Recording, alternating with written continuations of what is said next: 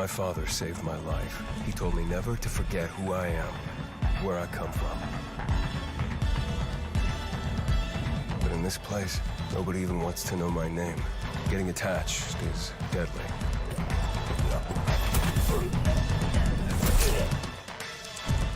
Because when darkness comes, I might be gone.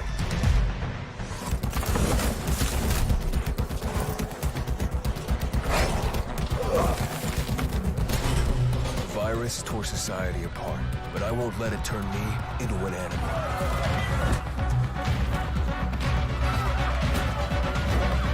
Staying alive became the essence of our existence, yet life must be more than just survival.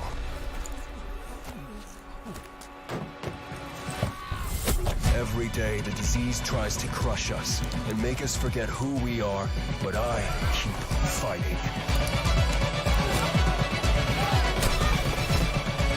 My name is Aiden, and I am infected.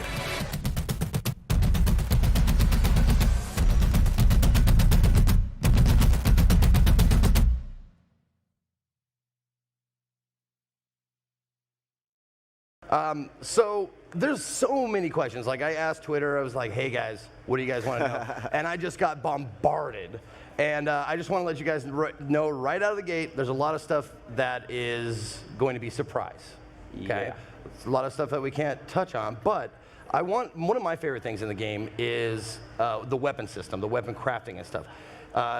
Is there, like, I'm sure that's going to be in the game, but can you tell us if there's going to be like some new stuff? Or? Well, there'll be a lot of new weapons Okay. in the game.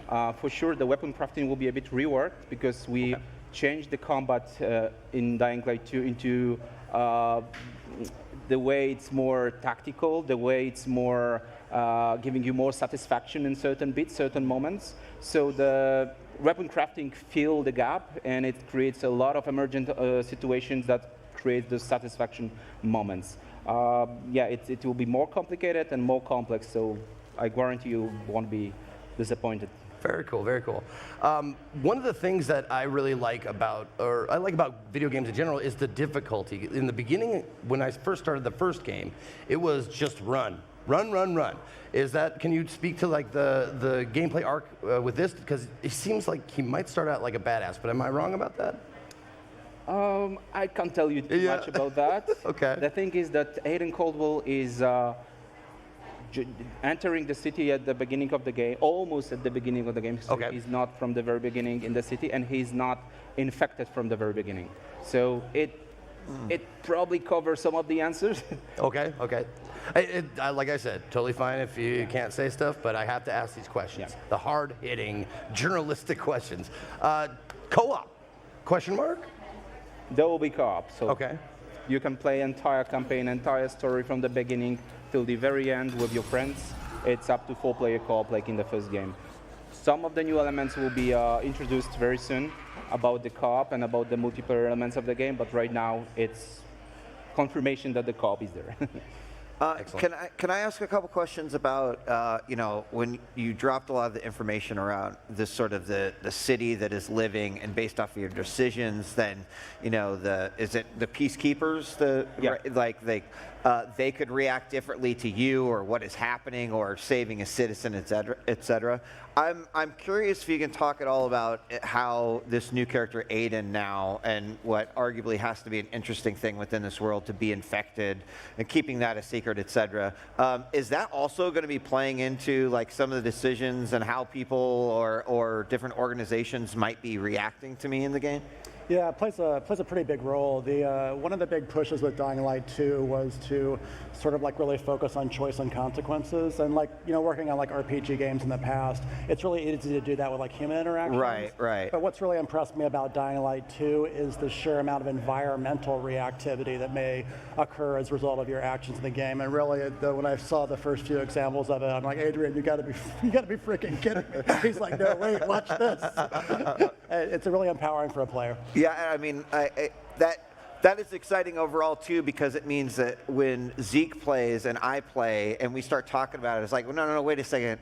that didn't happen. It's like, well, I made these decisions. And to me as a player, that is also interesting because I tend to be a good player on the side of like maybe chaotic good, but more good. And when you get put up with those even more difficult decisions and you don't know what effect that will have, like on the ripples on the world, that's super exciting to. Yeah, one of the big goals is actually how the players sort of like discuss their experiences and how their gameplay has been different in each playthrough, and then share it online and talk with each other and share their experiences. That was also a big part of it. And when you talk, like you actually mentioned each playthrough, can you talk about like the replayability factor? Yeah, you can finish the game without seeing 50% of the content even. So Really? when you play again, Speedrunners, are you listening? that's a challenge. So the cool thing is like when you're playing again, you know the consequences based on your previous choices. So now you can turn left, turn right, and play it differently, and the world will look different. So it's a super exciting motivation for playing this game again, especially if this is the action game, and a lot of choices have the tremendous influence into the game world. So the scale of the consequences is super high. Sometimes it's really like from movies, like disaster movies with 2012 or something like that. Like apocalyptic. I like this. choices. I like the sound So of if this. you play it differently, you're gonna see different things. So it's very much connected with Dying Light. Will DNA. we as players know the weight as we're making some of these decisions, or? Yeah, actually, the way the choices are framed, it's always fair to the player to let them know what the stakes are. But then Sometimes, I guess, it kind of helps. But then, like, we dump a crap load of pressure on the player at the moment when they make the decision. So you know what the stakes are. You've got limited time to decide, and there are pluses and minuses to each one. But we want players to be able to make those difficult decisions, and then also be like see the results of those in the game world. Awesome. Yeah, but the thing is that we were working a lot on those choices to make sure that we won't lose the DNA of Dying Light 1. And it's for sure the action game. So this thinking aspect, what to pick, the A or B or C or D, it's not like in strategical game where you really need to think a lot. To think, oh, should I go left or should I go right? So it's much more like the action. So there's the time is there, like it limits you, but it's like you feel that you need to go A or B, and there's no point to go B for the player. So it's not like the strategical choice. Yeah. So we mostly focus on consequence rather than choice. Yeah. Well, I'm super happy to hear you say that because I've played a lot of like adventure games, action games, or whatever with a story, and it's always so frustrating when choices don't matter, And I'm glad to hear you say like, shit will change if you make like these choices. I love that. Dying Light 2, shit will change. There you go. You're welcome. Trademark. Pay me now. Pay me now. Checks in the mail. Okay, cool. All right, so another really, really exciting aspect of playing the first one was the parkour. Can you tell us like any innovations, updates, that kind of stuff? Yeah, we doubled the move of the parkour moves, so that's the one thing. So it's much more fluid when you just exploring to the city.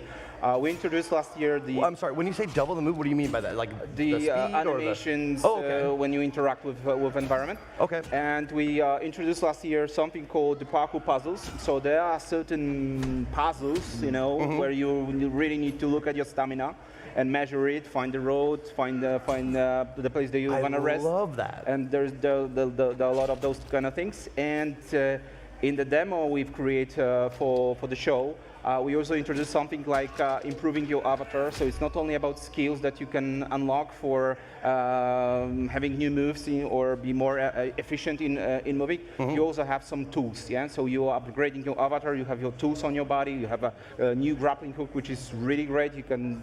That was one of the questions. Like, ask him about the grappling hook. Yeah, it's not just for moving through the city. It could be used in a combat in any different cases. Yeah. Now,